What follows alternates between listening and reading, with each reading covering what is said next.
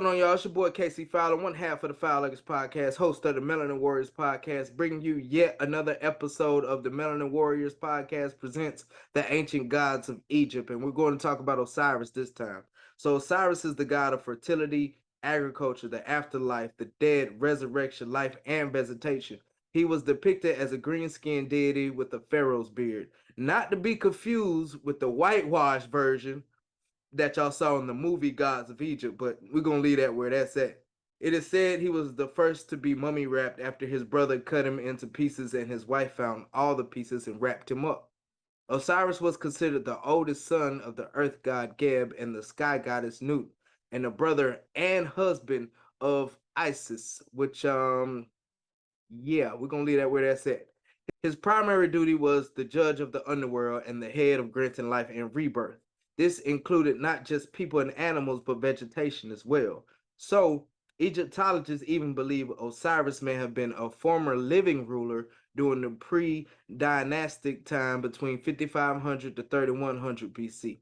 So when the people in Egypt went to the afterlife, they had to go in front of these judges, and it was 42 of them. They were called the assessors of Ma'at. And if a person lived their life right or with the precepts of the goddess Ma'at, they were welcomed into Osiris's kingdom. However, if they were found guilty of doing evil or just plain out living unjustly, he or she was fed to the soul-eating demon Amit and was not able to take part in paradise. So when these people were devoured inside this creature, that's where they were tortured, and eventually their souls were annihilated. These punishments were also depicted of an inferno, the exact same way Christians describe hell. Interesting, right? So like I mentioned, he was the god of the dead and everything that came with it. At death, a person was judged by this tribunal of 42 divine judges, as I mentioned, the assessors. All right, so Daedalus Siculus had another version of the many, many myths of Osiris, stating he was an ancient king who taught the Egyptians civilization to include agriculture, then soon left the earthly plane with Isis and his satyrs and the 9 muses until his return, where he was murdered by his brother, which we already covered in the story of Horus. If you guys don't understand what happened with him and his brother Set and everything with Horus and everything like that, check out the last episode when we talked about the god of air Horus.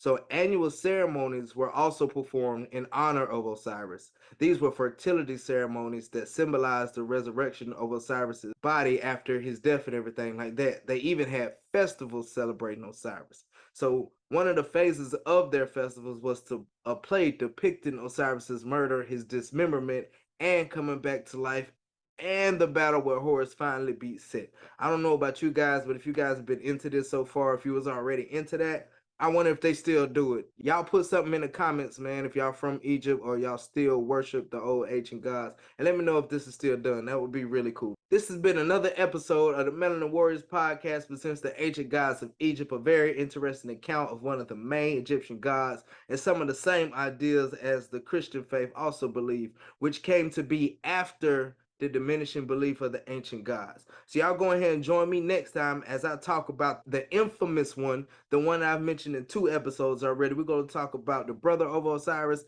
and his killer, the god Set. And remember, guys, to like, subscribe, share, check me out on TikTok, Instagram, and all that good stuff like that, man. Hey, and if you don't stand for something, you're going to fall for anything. It's your boy.